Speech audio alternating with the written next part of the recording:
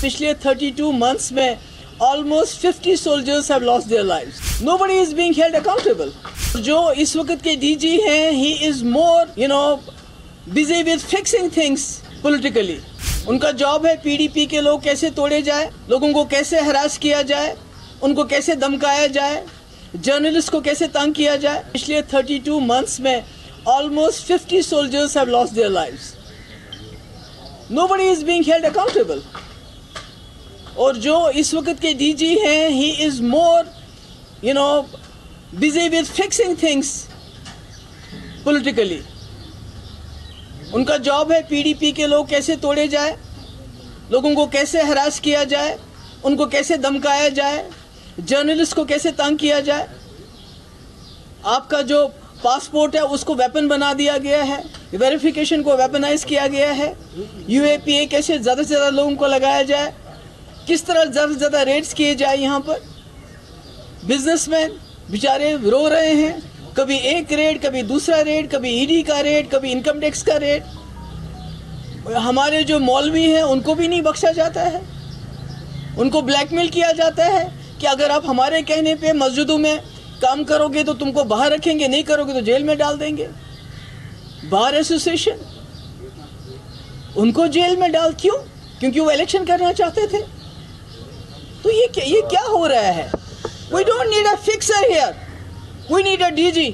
हमारे पास यहाँ पहले भी बाहर से बहुत DG आए हैं, बहुत अच्छा काम किया उन्होंने।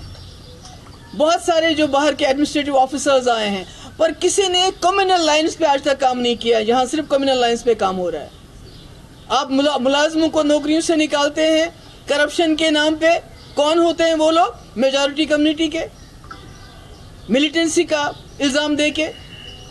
हर चीज़ में आपने कम्युनलिज्म को लाया है। इवन पुलिस में भी आप देखिए कि पुलिस वालों की फाइलें उनको यूज़ किया जाता है, उसके बाद उनको सेल में फेंका जाता है, उनकी फाइलें तैयार की जाती हैं, ब्लैकमेल किया जाता है।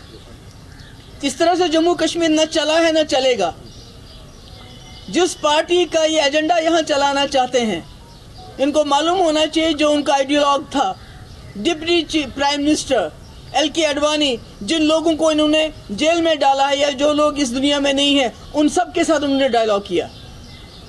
और that was for the first time in the history of Jammu and Kashmir. जब वाजपेयी जी प्राइम मिनिस्टर थे, जम्मू कश्मीर के हालात असली तरीके से सुधरे थे, क्योंकि यहाँ के लोगों ने उसमें बहुत ही ज़्यादा इम्पोर्टेंट रोल किया था।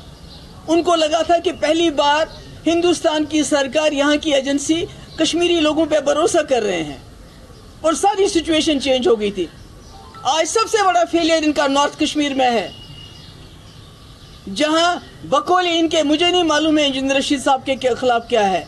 अगर इसी तरह से जैसे ये बनाते हैं झूठे केसेस, अगर वैसे ही केस है तो फिर अल्लाह ताला। मगर वहां का जो इलेक्शन जीता गया वो राजशुमारी के नाम पे जीता गया, जो उनके तकरीरें वहाँ चलाई गई।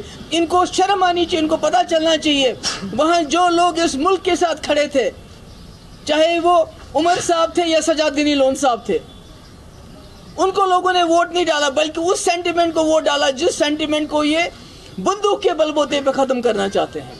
ये इनकी सबसे बड़ी नाकामी है। He should have resigned then. उसके बाद इतने लोग, रोज़ हमारे जवान मारे जाते हैं, रोज़ हमारे जवान शहीद होते हैं। छोटे छोटे बच्चे छोड़ के, किसी की शादी अभी हुई होती है 6 महीने पर कोई पूछताछ ही नहीं है, कोई बात ही नहीं है।